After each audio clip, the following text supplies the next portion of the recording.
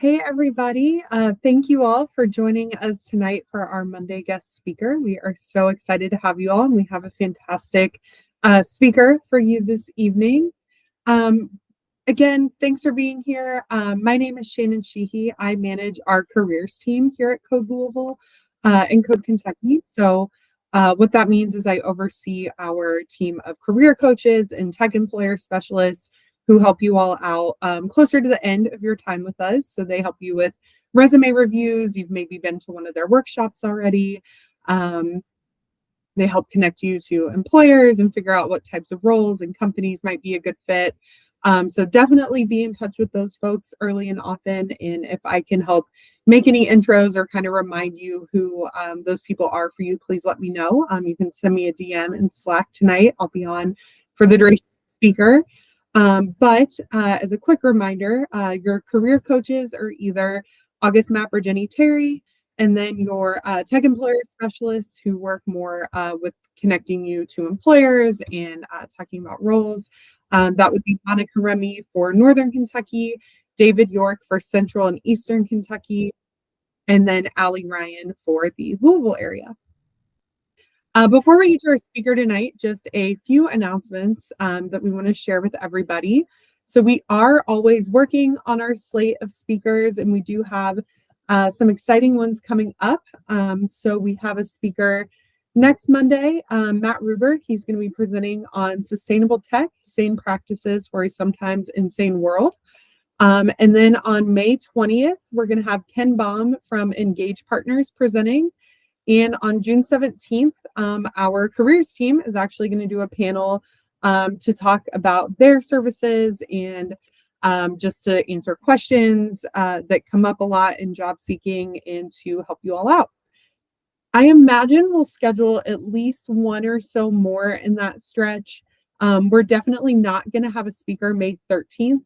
That's our demo day. So we're letting our staff focus on demo day, and then May 27th is Memorial Day. So no speakers those days. Keep an eye out though for any others that we may announce. We're also working with our careers team to put on some more engaging events. So things like hiring events, our demo day that's coming up, career days. We have a tech careers newsletter that goes out to folks once you've completed a class.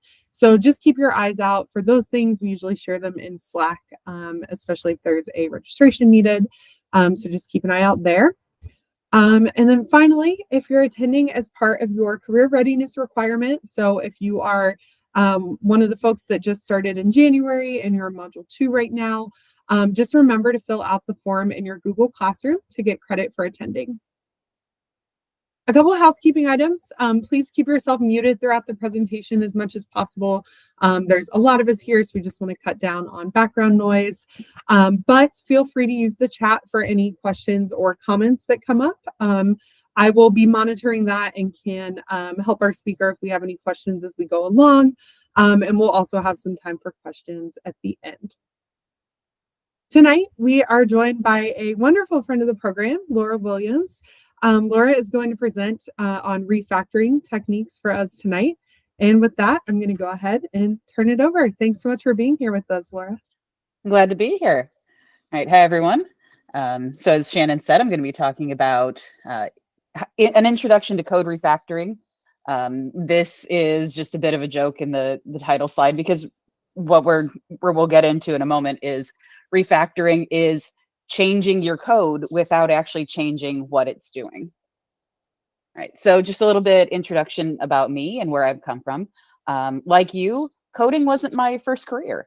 I went to Vanderbilt University and got a PhD. I worked in academic research, but there's no stable jobs in academic research. You're constantly being funded by grants, and every 3 years you could be out of a job. And so after a while, I decided that I'd had enough of that. And I heard about a coding boot camp here in Louisville called the Software Guild. So it was for people who are career changers primarily, but it was a full-time, all-day intensive program. So after, 12 weeks, I think it was 12, you were ready to go find a job as a junior developer. So I focused on full stack C# development. We covered C# backend and then front end, basic JavaScript and HTML. Since then, I've added on Angular and React. Currently, I'm working in Golang, which is a new adventure for me. I've worked in a number of different industries, since several times in healthcare, various consulting opportunities, financials such as insurance and loan origination. And then currently I work in cloud computing. My company is called Kion. I work remotely. They're based out of Maryland. And we do things big on cloud enablement and management. So if you've heard of Azure or AWS, Google Cloud, we enable companies to interface with their many services that they have in the cloud. There's my LinkedIn info. Anyone is welcome to connect with me.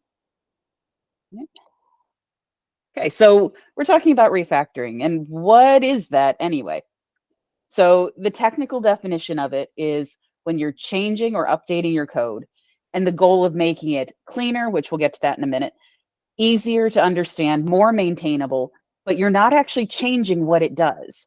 Refactoring, if done properly, no one knows you've done anything at all, which can be really frustrating when you've spent weeks refactoring something and it looks exactly the same to the end user, even though you made a lot of changes behind the scenes. So clean coding, we'll get more into this in a minute, but it goes hand in hand with refactoring. It's really its own talk, like as they say on TV, but that's another show. But you refactor your code to make it clean. So that's the idea that your code doesn't just work. I mean, if that was it, you would just get it done and bang it out and you're all done. But no, you want your code to be well written. So it goes beyond doing just the thing that it needs to do, but it can be easily read, it can be maintained. So one of the big proponents of clean code is a guy named Martin Fowler. And I love that quote: if any fool can write code that a computer can understand, good programmers write code that humans can understand. So the idea is that, if you write something and then I need to look at it, or if you need to look at it a year down the road, you have an idea of what's actually going on in there. So, that's the technical definition. In practice, we tend to use refactoring to mean any updates that we need to make to the code. Often because that involves changing existing code without changing existing functionality as you're trying to add that new feature onto it. So because that refactoring implies that you're not going to remove or break anything as you go on, even if you're adding new stuff as you go. All right. So why should you do it? If it builds, it ships, which is an ongoing joke, I think, of every team I've ever been on, which no one actually feels that way, I hope. So the first iteration of your code is called the MVP. Not like a sports team MVP. It's the minimum viable product. It's your bare bones implementation that actually runs. But that's not where you end. It doesn't, you don't go, it works, and so I'm done. That's where you start to actually make it better. I always approach it as get it working, then make it good. Because my first draft of my code is usually pretty terrible, and that's fine as long as you don't stop there. And you, as I was saying before, you do this because your code could be in use for years or decades. I mean, right now you're doing small exercises, training exercises, but once you get a job as a developer, that code doesn't have an expiration date. So you want to make it as good and robust as you can right up front to save yourself or your team from having to fix bugs later. Another reason is for readability. Again, this can be for you, for somebody else. You want your code to be readable by an actual person. The next point is a really big one: reducing your fear of future changes, because there's an idea of fragility in code, and I think every application I've ever been on has that one page that when you look at it funny, it breaks, and everyone is scared to touch it. So you refactor your code to remove that fear. You want to make it as robust as you can so that when you do have to make changes, you're not going to worry, is this entire house of cards going to come down? You might refactor your code for performance. Just because you made it work doesn't mean it's working well or it's working fast or that it can handle a large user load. So that's a really big one that you get as you get up to scale, as you get lots and lots of users. The things that worked when you had 5 people using it might not work when you have 100,000. Or also in terms of data, if you have a really small data set, it might work great. But as you get tables with 1 million records in them, then things might not work quite so well. And that's an opportunity for refactoring. And also to improve your code reuse. Be lazy. Something I see in uh, beginning programmers all the time is you feel like you have to do it all yourself, that you have to come up with the new idea on your own. No, reuse what is already in your code base. If you wrote it, reuse it. Don't rewrite it. And that's going to benefit you in a lot of ways, but it's less work for you if nothing else. All right. I go too far. Okay. Sorry. So why wouldn't you want to refactor your code? What are the risks of it? As we said, you could break things if you're not careful. One thing you can do to guard against that is using tests, such as unit testing or regression testing. There's lots of different ways to test your code. That these help ensure that your changes don't add bugs into the code that you just refactored. That you might make code harder to read, even though that's the opposite of your goal in this. Um, it is possible to go too far in refactoring and making things reusable. You can abstract things away layer by layer until it's really you have to go 5 files deep just to figure out what the heck it's doing. I worked on a code base where people were very interested in following. It was in React and following the exact React way of doing it, but that ended up that if you wanted to make one change, you had to touch 4 different files.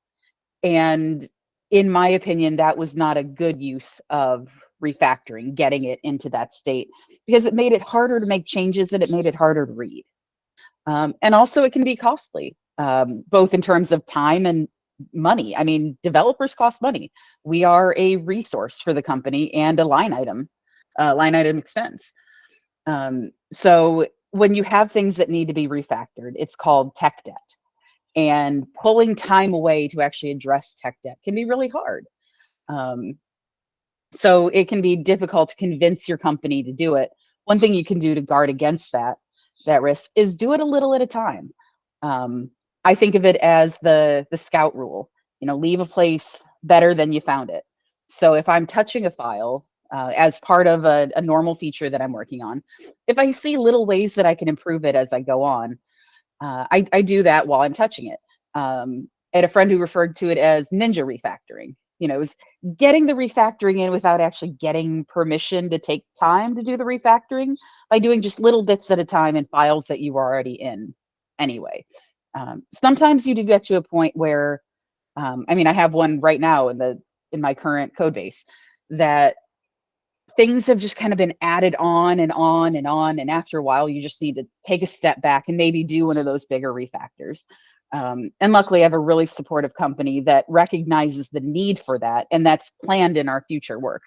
But you can't always get that. As a developer, you will end up with the code base at some point in your career that is held together with duct tape and crossed fingers. And you're not going to get time to refactor it. You just got to go with it. All right, so here's the kind of intro level for what are you doing? What does refactoring look like in practice? How do you actually do it? And as I go through these, I want you to think about code that you're working on right now, because these are things that I do every day. Before I do a pull request, I go through every change I made and I look for opportunities to refactor.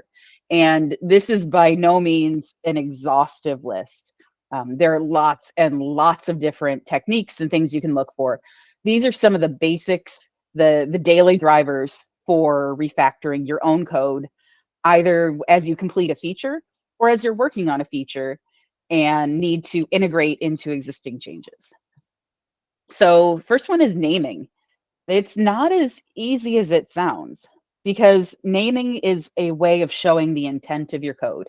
It should tell the user, or I'm sorry, not the user, the other readers, which again might be yourself, after you've slept and you've forgotten what you did. What is this code supposed to be doing? So another clean code expert that I really like, Robert Martin, says that clean code should read like well-written prose. So that means when you're going through your code file, you should be able to follow it like a story. And naming is the first step to that. So if it's a function, it should say what that function does. If it's a variable, it should say what that is. Think in terms of nouns and verbs. No, you cannot get away from your high school English class. This is it tells you the code what is supposed to be going on, or it tells you what the code is supposed to be doing without needing a lot of comments or other signposts. Another kind of low hanging fruit is removing any unused code. It happens in every code base. Things get refactored and the old code maybe doesn't get good heavens, get removed. You don't want to just let it sit around, because after a while, no one can really remember, why was that there? Do we still need that? And figuring that out takes time. So if you're refactoring and you have a function that's no longer used, if you have variables that are no longer used, get rid of them. Don't let them just sit there. You can always put things back in later thanks to the magic of source control. You can look up prior states if you need to bring something back. But just make sure it is actually unused before you delete it. Your compiler should help you, but depending on the context, it might not necessarily know that it's being used, such as if you're working on a public API and maybe one of your consumers is actually using it, or if you have things stored in multiple repositories that talk to each other. So yes, remove unused code, but be cautious. And another really easy way to refactor your code and make it cleaner is magic strings, which is a term we use for anytime you just have a value. It doesn't have to be a string. It could be a number or anything like that. That's just hard coded in there. And there can be very good reasons for it. But if you have that same hard coded value used throughout your code and you have no idea where this came from, it makes it really hard to read. It's like, if this value equals 4, okay, why 4? Where'd that come from? So this goes back to naming. If you name things appropriately, if you've discovered these yet, if you use enums, those can be very helpful in eliminating your magic strings. And in cases where you can't, because sometimes they're just part of it that you need to have them, pull them into a separate variable that you can reuse. That way you can reference the variable every time you need to use that magic string. If you need to make a change, you only have to make it once as opposed to in 20 places. And then it also helps reduce typos. You know, if you want to match a particular string every time in 5 different places, you have to type that string 5 times and not mistype it. All right, so getting into a little more advanced, a little more thinky ideas of how do you refactor your code. A big one is code reuse. So you want to reuse your code as one because that improves your consistency. So if you have to do the same action in 5 different files, create a reusable method that can be called from every single one of those files. Don't just copy and paste your code to all these different places, which sounds pretty obvious, but you would be amazed how often you find just copy paste coding. And that's honestly one of my really big pet peeves in code bases, is when you find copy paste coding, because it's so easy to avoid. Again, it's a starting place. I mean, I will copy and paste stuff in if I'm trying to figure out if it's the right approach while I'm getting stuff working. But that's where your pre-pull request internal code review comes in. Look for those places that you did that. Make your code better before you move on. Um, it's, again, coming back to the idea of clarity. You want your code to be obvious in its intent. And so the naming was a good start for that. But you looking at the logic of what needs to happen. An example that I encountered a few weeks ago at work was there's a method that was, or a function that was very unclear what it was trying to do internally because it had loops nested within loops. And I know how it happened over time, but I took a step back and refactored it to remove almost all of the loops and had it all in a single level.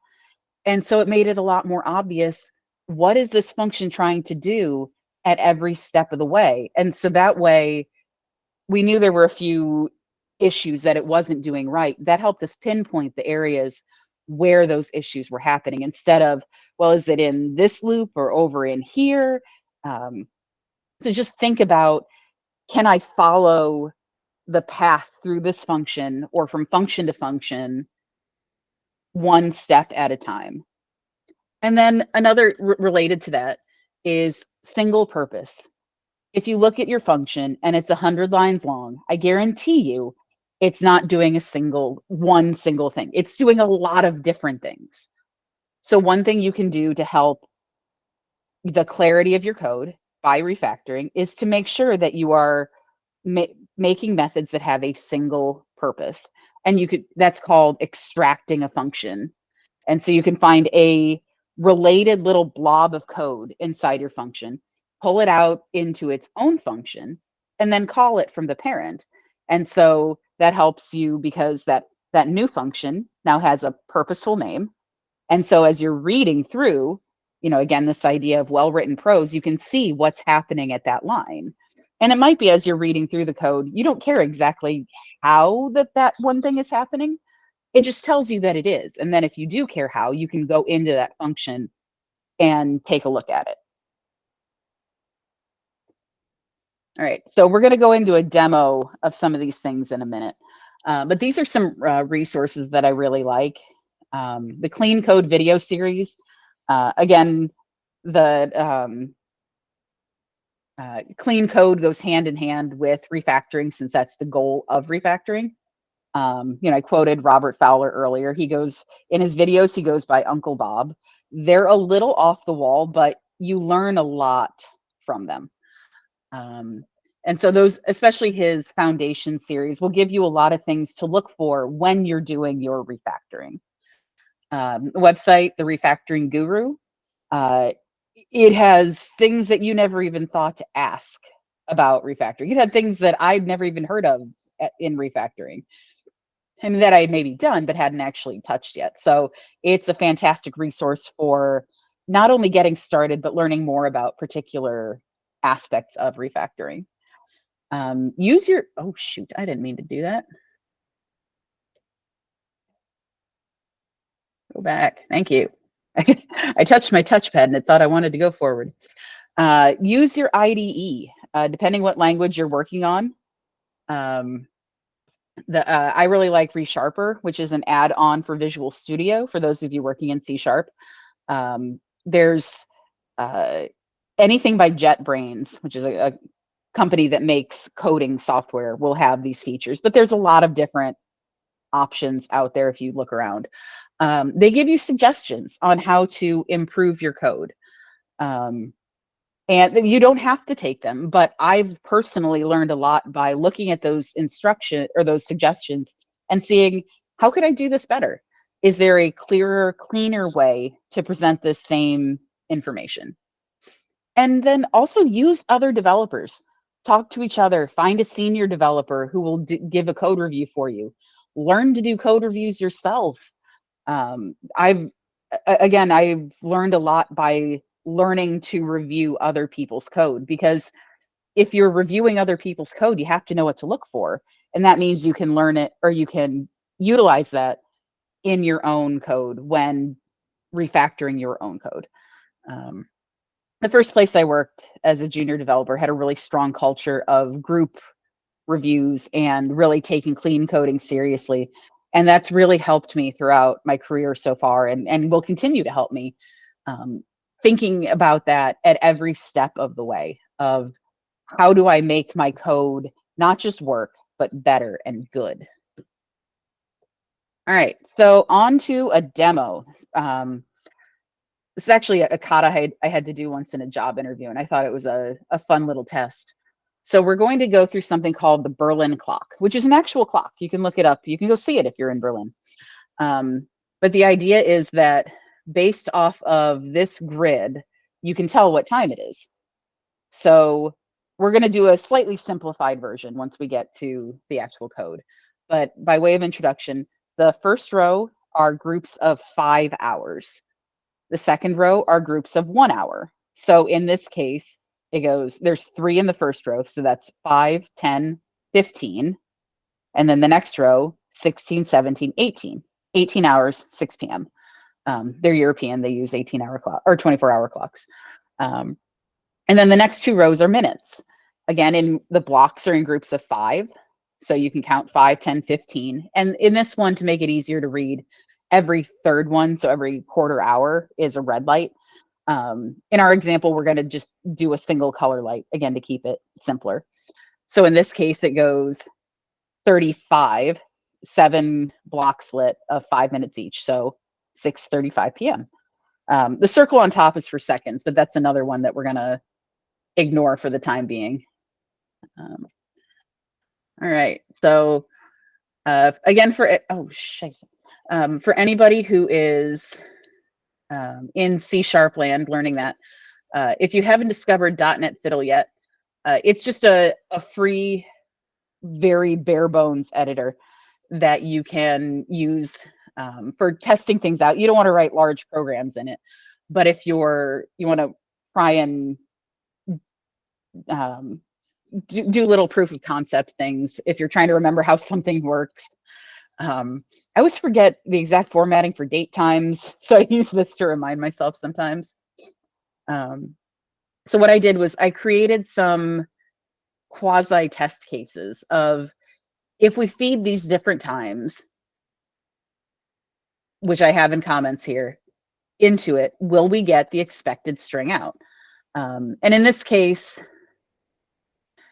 I'm using a string to represent the clock. So like in this case, it would be red or R open. And that's a group of 4. And then R open. And that's the next group of 4. And that's a way that you can easily test this visual representation using strings. All right. So right now I have the code all written out. And if I say run, I know it doesn't, since I'd already run it before, it doesn't look terribly impressive, but it's showing me, I have them each set up to show what did I expect to happen for that time? What did my functions actually return for that time? And then are those 2 strings the same? In actual code, you'd want to, if you're using tests, you can, there's actual testing frameworks and not just hacking your own like this. But for a quick demo, this worked pretty well. All right, so the basic idea was, first you need to get the hours blocks, then you need to get the minutes blocks. So I started with 2 functions, get hours and get minutes. And this was just a little convenience function to make sure that I got the correct, or I didn't have to retype this thing every time. Remember what I said about being lazy? This is why you reuse code, because you don't want to type stuff out all the time. Okay, so in order to get how many blocks are filled, we round down, divide by however many hours went into that block. In this case, they were groups of 5. And so that's how many filled blocks you have. And then the rest are open. And then for anyone who hasn't encountered it yet, a percent sign means modulus or mod, and it's giving you the remainder. So like 5 mod 5 is 0, because 5 divided by 5 is 0. 10 mod 5 is also 0 because there's no remainder. 5 goes evenly into 10. 9 mod 5 would have a remainder of 4. So that's how you figure out how many blocks, how many of those single blocks that don't fill the groups of 5. Um, so as I'm looking at it, we have a lot of code here that could be improved. So, what are the, if I go back to here and the things that we are looking for. All right, let's start with magic strings, because I definitely have some magic strings in here. So we can improve those. As an aside, normally anytime you're making just a variable in your code, you put it at the top of the file. It's just convention. In this case, so that I don't have to keep scrolling up past all of my little tests, I'm going to put it right up here. So first, I'm going to make, like right now, my on light is an R because we're having a red light for it. So, but in this case, let's call it an on light.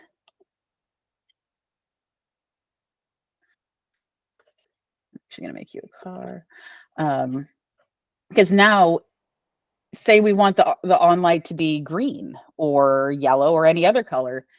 Instead of, it's a generic name that says what it is. This is the color the light is in when it's on. And we only have to change it in one place now.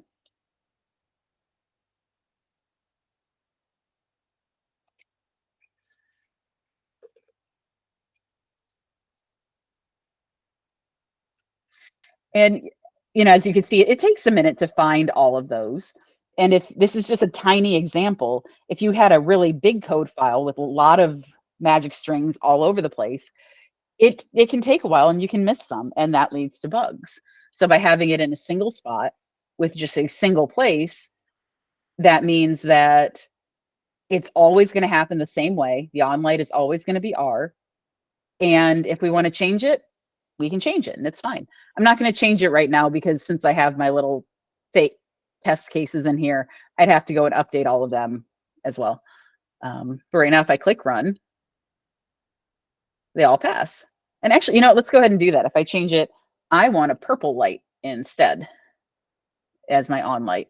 And then if I run it, my tests are now failing because it's putting out a purple light instead of a red light.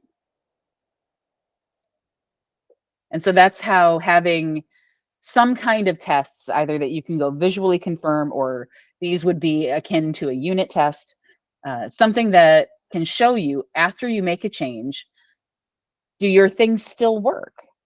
And that's also whenever you find a bug, um, that shows that you missed a test case. That's something that you need to test for so that you can make sure that that bug never comes back again. All right, so we'll go ahead and pull out our off light.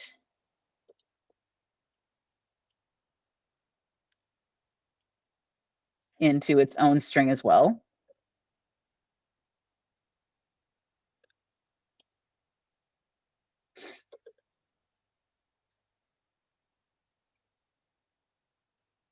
And then we'll make sure that things still pass. And they do. Awesome. All right, so we've talked about naming and using descriptive names. We talked about magic strings. I didn't have any unused code in this, so we'll skip over that one. All right, so now let's look at reuse. How can we better reuse our code? So in that case, we want to look for areas that are common.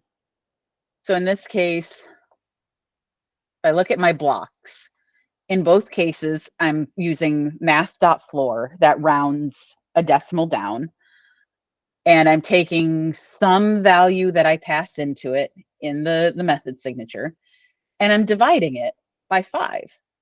Right. Well, first thing I see is that 5 is a magic string. Why 5? Where'd that number come from? Did I just, keep picking numbers until I got it to work? 5 is the number of units, time units in a block.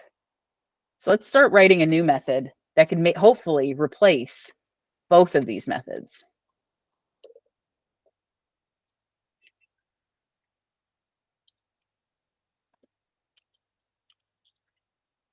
What do we want to call that? See, naming is hard. So say clock time. And there's another thing I see pretty frequently in juniors is you get kind of hung up and stuck and then you just stop. Remember, these are just pixels. You can overwrite them really easily. So if it turned out that, say, clock time wasn't the right thing to call it, you just overwrite it later. And as long as you have a decent IDE, it actually makes it very easy if you want to, say, change a variable name, to change them all at once. So you don't have to go changing them one by one like I do in this thing. Okay, so in this case, I'm going to have a variable called blocks, and it's going to be, have to convert it back to an int math.floor. And in this case, I'm going to have my clock time divided by 5, and we're going to come back to that 5 in a sec.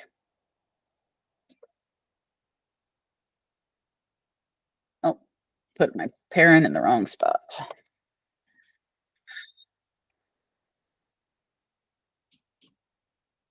This one. All right, we'll come back to that in a sec. Or we'll do it this way.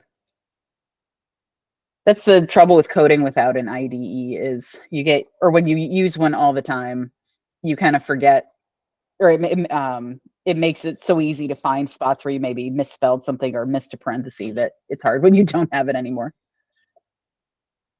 All right, there we go. So that's doing the same thing as both of these first lines. And then in my second line, these aren't exactly the same, but we can account for that by passing in things as variables. So to save myself the embarrassment again of where was my typo, I'm just going to copy stuff in and then change what I need to. So it's not an hour block string anymore. It's just a block string. And it takes the blocks. And then I also need the blocks there. And then here's another magic string. I realized we never went back and took care of that one. We'll take care of that in a sec. And this also, right now they're all 4. So we could just code it, or actually, no, it's not for the minutes. So we do have to pass it in. So we're also going to pass in an int for number of blocks. And we could call it number of blocks in row also. We'll do that.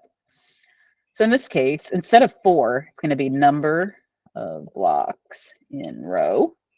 I'm also going to come back and take care of that because that is units per block. Change that. So now when I go through and read it, and we haven't actually implemented this function yet, we know that the number of blocks, actually, let's call it number filled blocks to be more specific.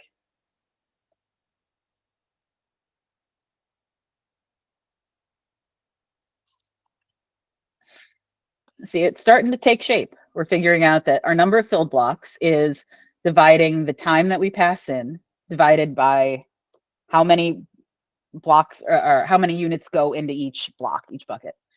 And so that's how many filled we have. And then we use that to create our string that we return. And it's just mad because I'm not actually returning that number yet.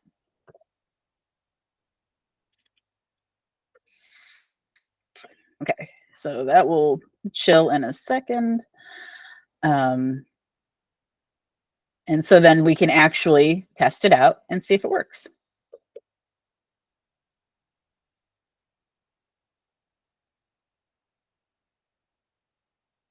Oh, that's why it's mad, because I use the same one up here. So we're going to call this get filled blocks string. All right, that's better. So now I'm not gonna delete this quite yet because we want to make sure that it actually works first.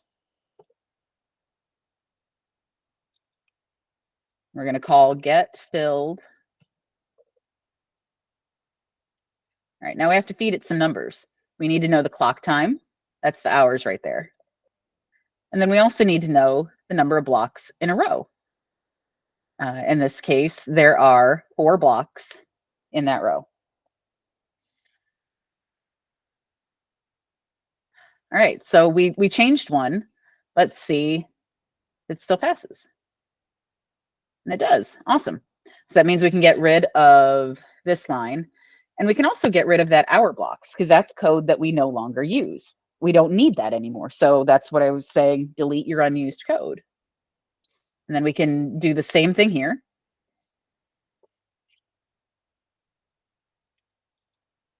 Equals get filled. And in this case, our clock time is minutes. And we have 11 per row for those filled blocks. Yeah, we'll comment you out for now and run it. And everything is still passing. So that means we can get rid of these 2. You can see how we're starting to slowly consolidate things through. Refactoring is an iterative process. You don't just barge your way through the whole thing in one big go, because you want to take your time and step through it and make sure that you didn't miss anything, that everything is still passing, or whatever test you're using, whatever metric you're using, to make sure that you didn't actually change the functionality. You didn't break anything. All right, so let's make another new function here. Get filled single. And this is also going to have a clock time that gets passed in. And it also needs to know the number of blocks in a row, if you look at it.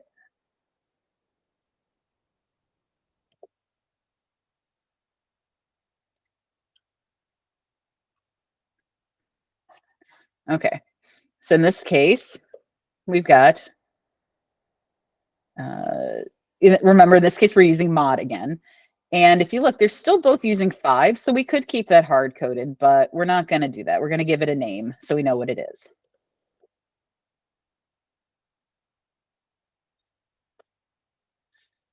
And the singles equals our clock time. In this case, we're using that mod.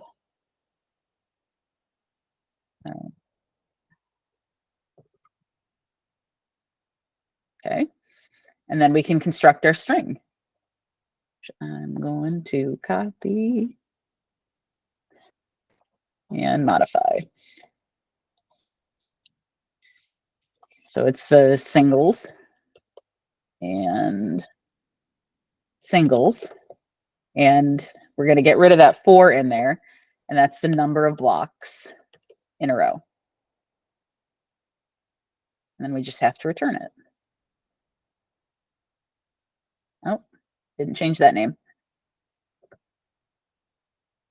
Because it's fine to copy stuff in as you're refactoring so that you don't have to retype things. But do make sure you update your names to be specific to your new, more specifically generic. That sounded weird. Specific to your generic method. Okay, singles string. All right, now we're going to do what we did before. We're going to comment this out for a minute and say, and we're going to call our new method.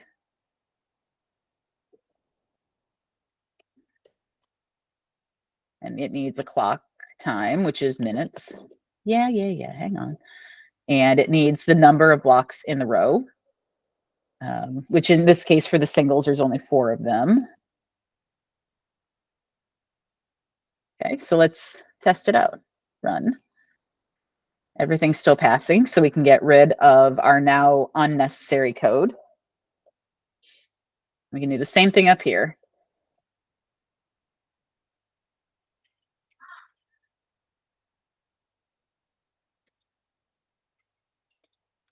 We're going to pass in hours, and there's also 4 in that row.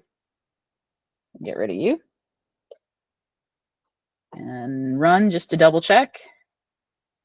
And everything's there. All right, so we could keep refactoring from here because as you can see, these are now really similar to each other that we could even consolidate this down to a single function instead of getting hours versus getting minutes. We can keep collapsing that down until we have something that's really generic and reusable, but still displays its intent to anyone who wants to use it. But for the sake of time, I think I will stop there because I see that it's about 6:45 now, and I want to leave some time for any questions that you have about this, about anything else dev related, anything you'd like to ask. Thanks so much, Laura. I think that was really great. And as a newbie-ish coder myself with taking a code Louisville class, I appreciated that I understood a lot of what you were talking about. So it was really great. Um, can you talk a little bit about, at the beginning, this isn't quite related to refactoring, but you were talking about the different languages that you've used and how you like studied C sharp, I think, at your boot camp, but now you use a lot of different ones. I know that can be sort of anxiety inducing sometimes for students, like, well, I just spent all this time learning this language, but now I have to learn this other one. How do you go about learning a new language, and how frequent is that? I imagine it's very frequent within tech.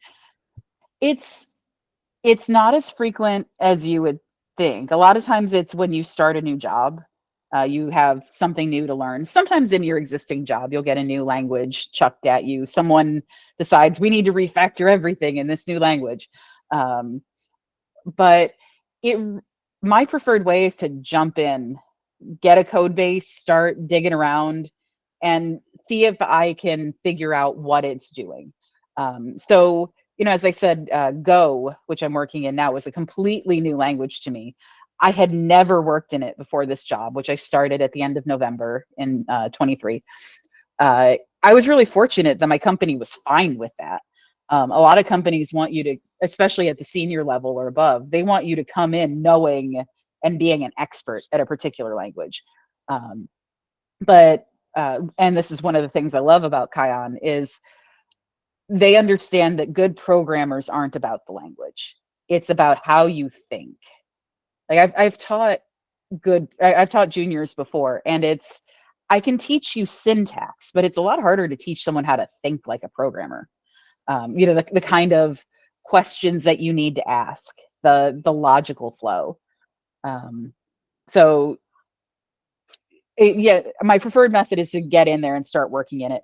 It also gets easier as you know more languages and can tie them back to things you already know. Like once you learn JavaScript, you can learn any JavaScript framework pretty easily. Um, like I'd been working in React for a number of years. My current company uses Angular. So it took a minute to learn some of the Angular specific patterns, but it's still just JavaScript. It all writes the same way, and so you can figure it out pretty easily. That's really helpful. Thanks. Mhm. Jenna had a question in the chat. Jenna said that she's a rookie, and do you have a website you like to use to help you write better code or to debug your code? Every programmer's favorite website is Stack Overflow.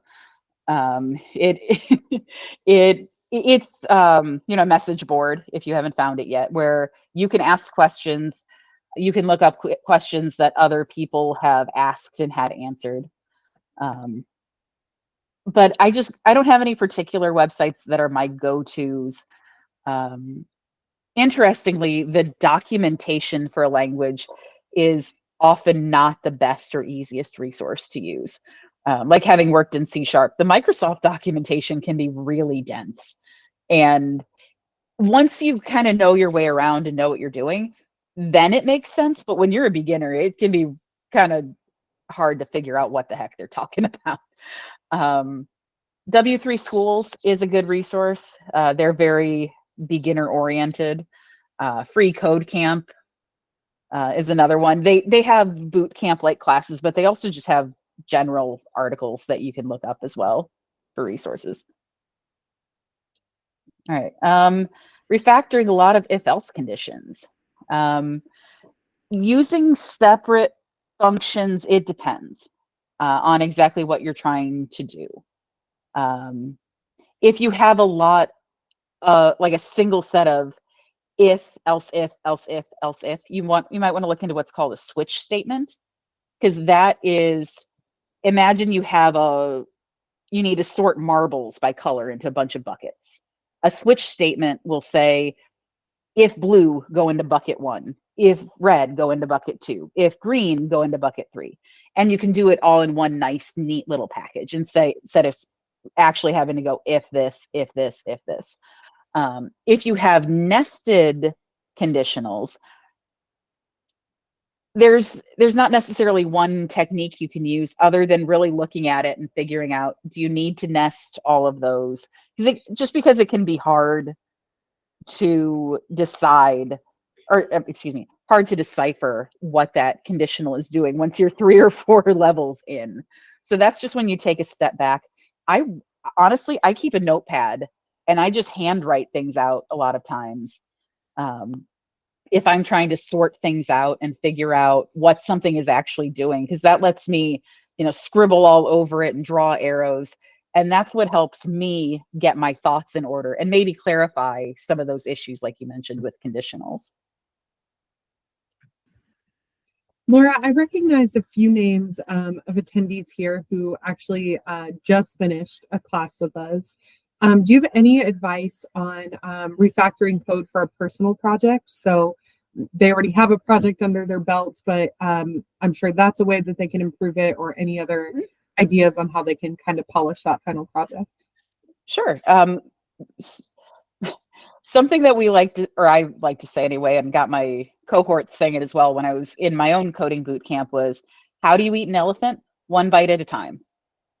So you're not looking at this whole project you did. You take one file, take one function, and just refactor that. Look at all those things that we talked about in this presentation. Is my naming clear? Could I extract things out into separate functions? Can I reuse functions elsewhere? And so just go one little bit at a time, and until it's like combing knots out of hair. Slowly it'll start to get straighter and less tangled, and it'll look a lot nicer. And then once you get to that point, I don't know if Code Louisville, Code Kentucky has these resources, or contacts you have in the industry. Find somebody who's a working developer who will do a code review for you, and go through it together and see if anything jumps out at them. See if they can understand your code. If I'm interviewing someone, a really big thing for me is, can I figure out what they were trying to do in this code without them having to tell me or put comments on every line? So work with someone who can help you get that code into really great shape for presenting to a potential employer. I think that's great advice. And I think mentors, our volunteer mentors for you all who just finished a class, those are great people to run your code by. And for those currently in a class, they'll be with you. The mentors will be with you as you're working on your projects during that capstone module. And they want to see your code. They want to be able to give you feedback. They don't want there to be any surprises come grading time. They want to be able to say, hey, this looks great, or work on this a little bit. So yeah, I think that's excellent advice. I was a little curious, Laura. So I know a lot of the challenges with refactoring come from, like you mentioned, understanding what needs to be done, and especially if that code was originally written by someone else. Do you have any advice on how folks can get, I guess, experience with that? Is it kind of just you have to wait until you're on the job and work with it there, or did you do any, like, maybe paired programming is the wrong word, but any sort of like code reviews or things before you were on the job, or anything like that? In my coding boot camp, that is something we did a lot. We worked in pairs a lot, and we had regular meetings with our instructors. One way in this environment, if you want that, there are lots and lots of just open repos out there, just open projects that they'll take any volunteer who wants to help with them. Like if you get on GitHub and start looking around, I'm sure you can find projects that are open to contributors. So find a small task that they have open, and start working through it that way, because you will almost certainly be interacting with code that already exists, that somebody else wrote, And so you have to figure out what was their intent, what were they doing, and how do my changes fit into what's there now? Because this is another newbie fallacy, is when you get into that code base for the first time, you want to change all the things. And one, that's usually not what you need to be doing. And two, you're probably going to aggravate someone if you start just tearing their code apart. So it's a good exercise in changing the things you need to change and leaving other stuff alone, even if you'd really like to change it. I think that's great advice. Well, last call for questions. Does anybody have anything else for Laura before we wrap up here?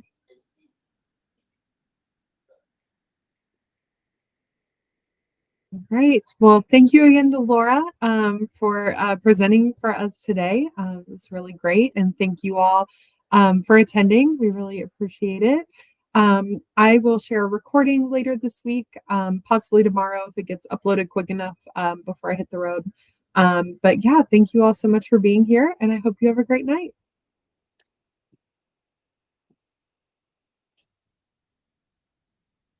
Thank you. Have a good night.